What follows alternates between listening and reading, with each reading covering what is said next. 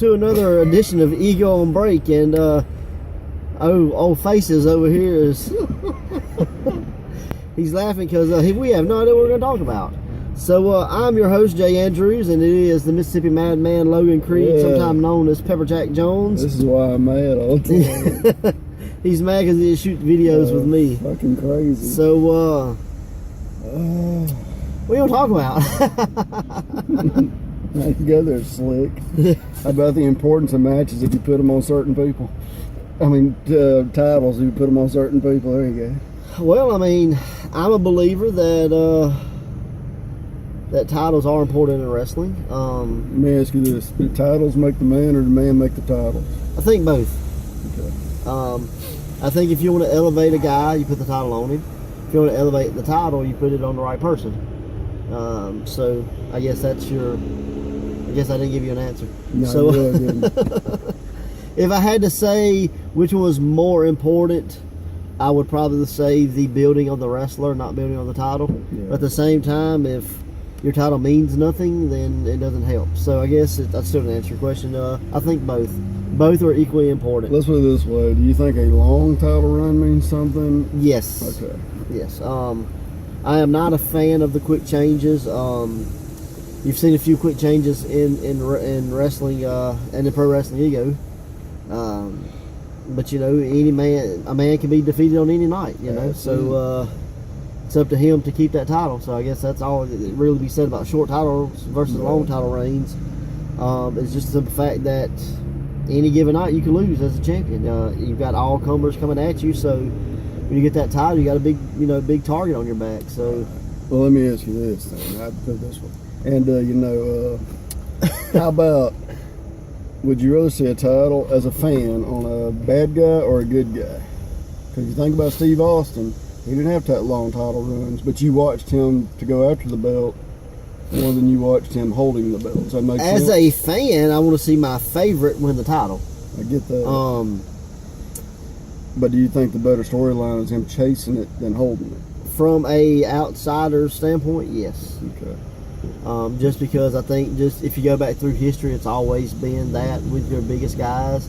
But now, for every Ric Flair that held the belt, you have a Bruno Sammartino that was the babyface and held it for 12 years. So it's 5, like 12. Whatever. But I'm just saying, like he had it for 3 shows and dropped it. Way more than that.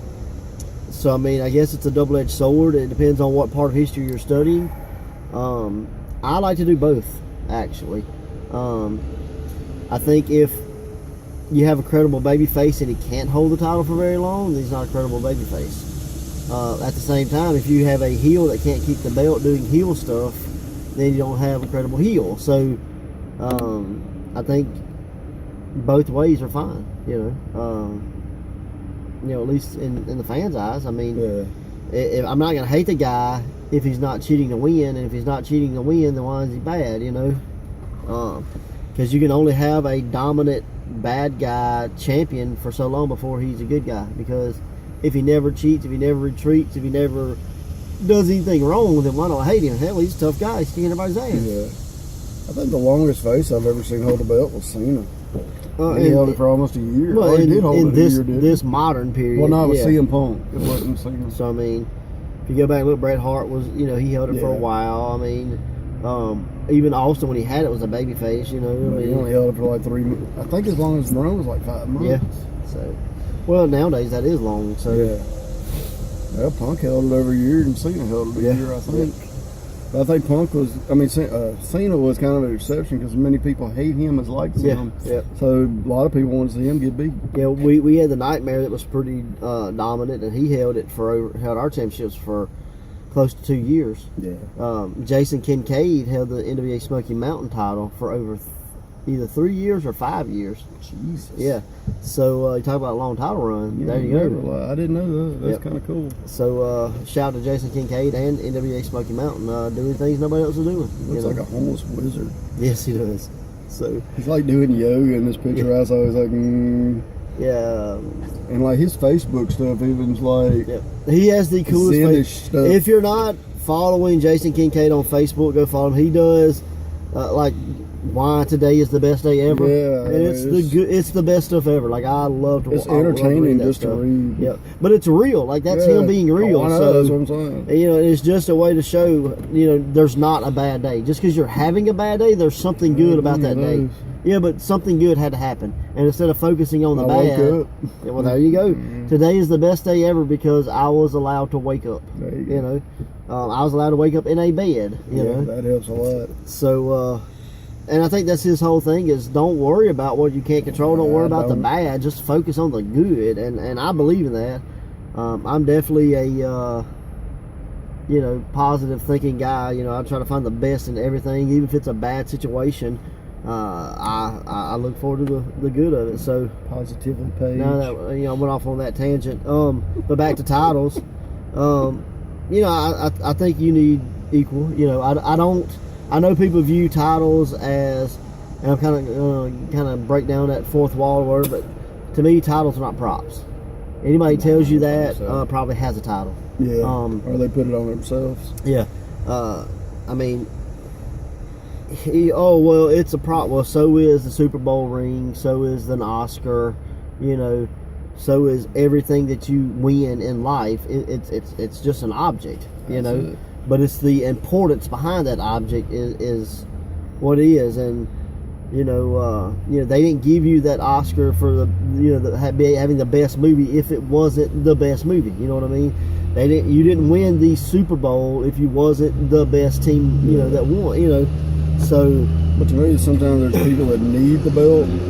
Like Piper never held the belt, Roberts never held the belt, Mr. Perfect never held the belt, and truthfully, they never needed it. No, but they did go for it a couple of times. Had they held it, what could it have done? Oh, it could have been great. I think Roberts and Piper definitely were a huge, huge miss. Yeah, I agree with that.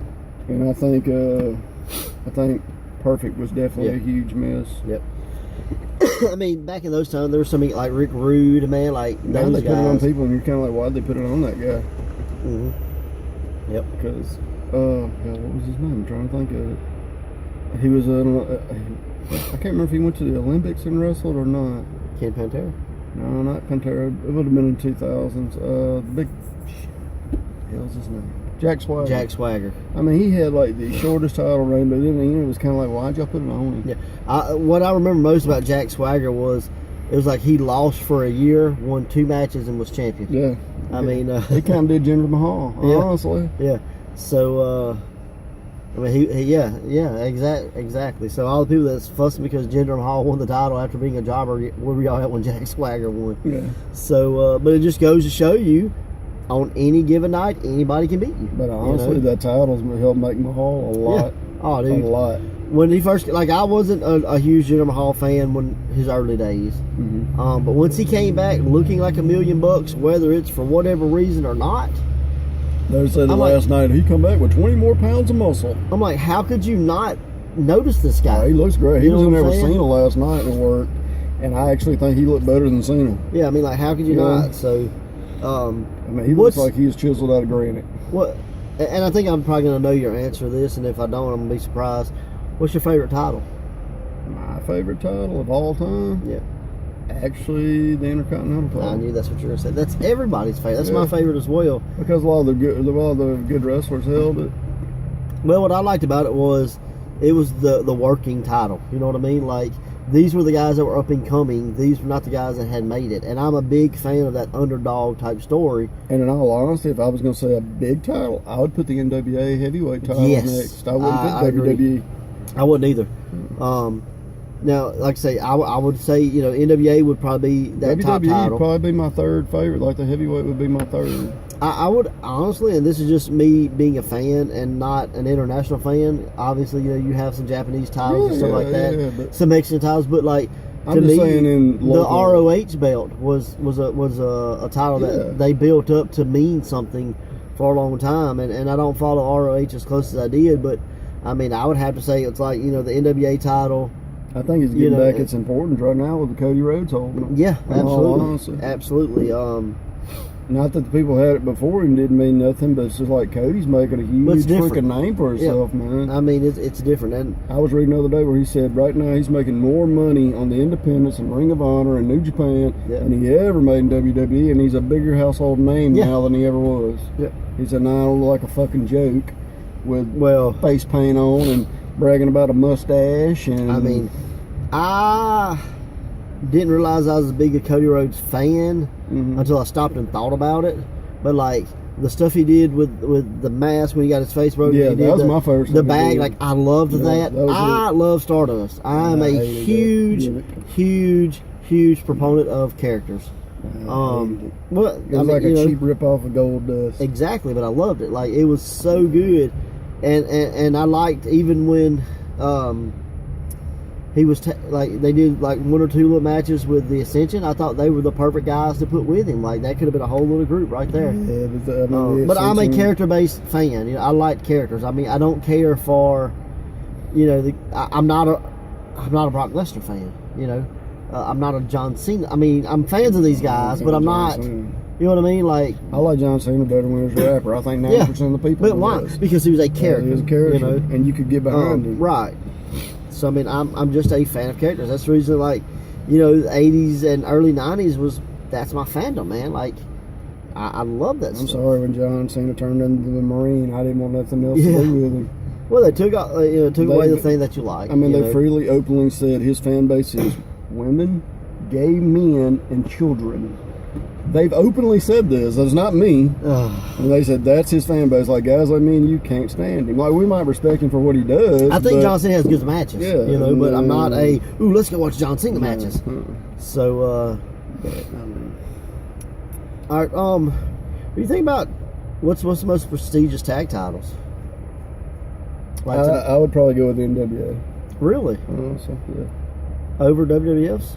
Yes, good God, yes, because they destroyed their tag division. It's just now barely getting back together. Yeah, and but don't think they're of it breaking now. up so many stuff now. It ain't funny. I mean, like, okay, who's the NWA tag champions? Oh, I ain't got a clue. Exactly. So that's what I'm saying. Like, But but I'm if saying you look in back history- at the Hart Foundation and the British Bulldogs and Demolition and the Brain Busters and you know, I'd still probably go with NWA. really? Well, it was the NWA that went into WCW. That would be considered NWA, right? Yeah. Yeah, I would still go with them. Because I like, like LOD. I didn't like LOD. I like Road Warriors. Yeah. You know, I mean, You it didn't was. like the puppet?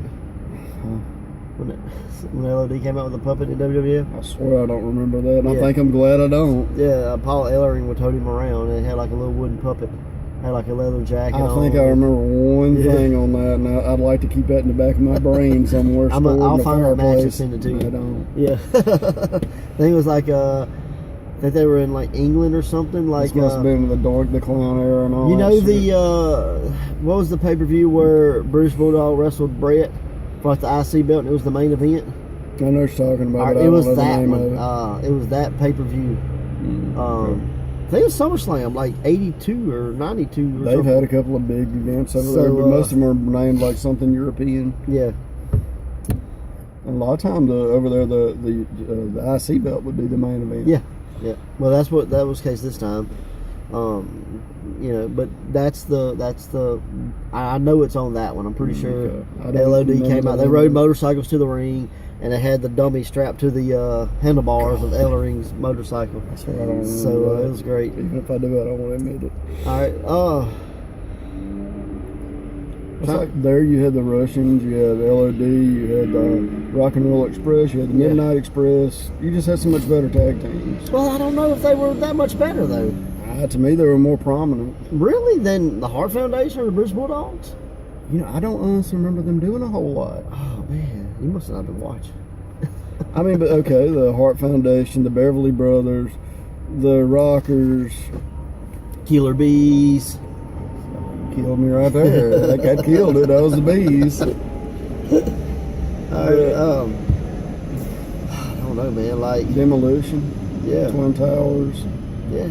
So, I mean, I guess I grew up as a kid more WWF fan, the NWA just because I had access to WWF product. I was kind of back and forth through the years. We'd have cable, and then we wouldn't have cable. We were poor, you know. We had it when we had it. Well, when we never had cable, but I would go to my grandma, my grandparents, and with my cousin lived across the street, and his parents bought him like all the Coliseum video stuff. So I would go over there and borrow it, you know. Wrestling brought to you by porn. Yeah. But it was just so good, man. Like those Coliseum videos, man, and just the commentary you had, Gorilla and Jesse Ventura and Bobby Heenan, Lord Alfred Hayes and Vince, man. Like those are, you know, the voices of my childhood. You know, like I still like. I've been watching Superstar episodes from like the early 90s, like here lately, and it's like I'm not watching it for the matches because you're getting like this morning I saw Jobber 1 versus the Ultimate Warrior. Yeah, well, this one I saw was it was like Dusty Wolf versus Mr. Perfect or something. Yeah, and but just to hear like it was Macho Man and Jerry Lawler and Vince doing commentary. I'm like, that was so good. And then, you know, a few years before that, it was Jesse Ventura and Vince. And man, like, for everybody that jokes about what a maneuver, like, Vince is one of my favorite commentators. Yeah. Like, he was more entertaining. I ain't gonna say you know what the hell he was talking about. Yeah, exactly. But he just gave you, like, it was real, you know, and he furthered the storylines. He would kind of keep you up to date, but he wouldn't lose focus on what was happening. Like, I don't know. I guess my favorite one that really wasn't serious calling was Gorilla Monsoon and Bobby Heenan. I loved hearing them talk. I do too. They wouldn't even talk about the match 80% of the time, but if they would, they wouldn't. You know what I mean? Like if I get in that mode to like want to watch some old stuff, I don't type in like, you know, this guy versus that guy. I type in Bobby Heenan, Gorilla Monsoon. You know. What about in WCW? Did you have a favorite person that called matches there? Because I actually like to hear Dusty. Because when Dusty got into it, dude, he got into it, and he was as good as Bobby and them on the comedy stick. Yeah, absolutely. Actually, I listened to I watched War Games that had the Dangerous Alliance versus Sting Squadron, and it was. I'm trying to remember that one. I remember what you're talking about, but I don't remember that. Jim Ross and Jesse Ventura calling the action. I'm pretty sure. Really? And then they would go like you had them at ringside, and then you had Tony Schiavone and Eric Bischoff on stage, and they would kind of give you stuff that was going on, and they would talk about storylines there, and then go to ringside with our colleagues. Yes, I know what you're talking about. And so they kind of filmed from the back of the studio. Yeah. So Jim Ross and that era of Jim Ross and Jesse Ventura and Tony Schiavone and Eric Bischoff, and even a little bit when they had Mike Tenay there, when it was Tenay, Schiavone, and Heenan. Like, that's probably... Like, I think it was Tenay, Bischoff, and Dusty. And they're calling the Benoit versus Sullivan match when they go in the bathroom. Yeah. And Dusty's, he's in the toilet. He's in the toilet. Look at all that plunder. He got that plunder. That was one of my favorite matches listed just for the commentary. And I never thought, what was the guy in WCW? Tony Schiavone. I didn't like him that much. Yeah. But like certain people could bring out more of a character out of him. I liked Tony when he was with people. Yeah. You know what I mean? I thought him and Tenay were pretty good. Yep. I'll tell you another guy that I like to hear commentary, and honestly I can't tell you, like I haven't went back and listened to any, but I always thought Joey Styles done a good job. I love Joey Styles. Paul Heyman was good on commentary. When he come back and did WWE in a few years. I think Paul and Jim Ross had done commentary in WCW too, and that was good. Yeah, they did. And I think they even did like a 3-man team one time, and it was him and Jim Cornette and Paul. Oh, wow. And I think they only did it like one time, but like I just remember them arguing. I think it was the Midnight Express stuff. And I'll tell you some other guys that are not necessarily commentators, but guys that when I hear their voice now, I just get a smile on my face. But it was like Sean Mooningham or something. And then like Gene Okerlund. Lord Alfred Hayes. Yeah, Lord Alfred Hayes. There's another guy like he was Todd Pettengill. God, he was terrible. He was cool. And like Gary Michael Capetta was always my favorite ring announcer. I liked him, and then I liked Mike McGraw, the female chick that we had back in the day. And sometimes you can find some Mike McGurk. Mean Gene doing commentary. Yeah, they're very rare, but he was pretty decent too. But just those guys are awesome, man. Like those are the guys they just put smiles on my face Like, What I just about, heard. Gordon Soley. What was your opinion? Dude, I love Gordon You know Soley. the only thing he did I couldn't stand? What's that? He called a suplex A suplex! and it Yeah. drove me crazy. I'm like, where's this Y coming from? Gordon Soley, man, Lance Russell, Yeah. Charlie Pruitt, I think that was his name. Charlie Pratt. He did like Continental, and he's probably a guy that never gets brought up, Yeah. but he was so good. I mean, he was a regional guy, but I enjoyed his stuff, man. Like, I've got some old Continental, and he's on it, and I'm like, man, this dude, like, you know, he's not the best, you know, but it's so good. And like Cowboy Bill Watts and oh man, I can't remember the guy's name, but he wore these outlandish suits. He was an older guy, Mid-South, like Lee Bradford or Lloyd or. I know who you're talking about. Man, I can see him in but my his head, stuff, but I like can't think him about and it, yeah. Bill Watts were a good team. Bill wasn't bad at all. It was just different point, you know, like they Yeah. brought a different aspect of it. I think him and Cornette did some stuff. I'm sure, you know. So it's just, there were a lot of good mixes and matches. You just had to Yeah. find them, but there Yeah. was some absolutely drizzling Yeah. craps too. So It was good stuff, man. Like, I don't know, we may have to do an episode on I'll just tell like you one that commentators was. and Did you talkers. ever see when ECW went to TNN? It was Joey Styles and Gertner. No, Dude, they were so good. Like they played off each other so well. and like And then it was but it was also him and Cyrus. Cyrus, Yep. and they did really good, and they played each other. You know, Cyrus is Kevin Styles. Kelly is another guy that I always liked. Yeah, But like him, Kevin Kelly, I think Kevin Kelly and Cyrus doing it now for New Japan.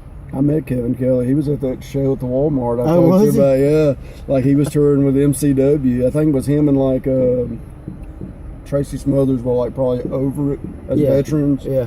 and like he was coming around shaking everybody's hand and signing autographs. Well, So who did Kevin Kelly do commentary there? I think they may have did like a live outside. Was it him? commentary. Was it him and Corey Macklin by any chance? A black guy. And Corey Macklin, he was the ring announcer, kind of a guy for Memphis a lot. I think there was one black guy on the whole show, and he was a wrestler. I got you. I mean, you got to remember, like the Main Street Posse literally were setting a limousine, Yeah. and everybody else was changing in like an RV. So, it was just funny. That's awesome. But Well, let's wrap this up. Let's see. Anything you got to put out there?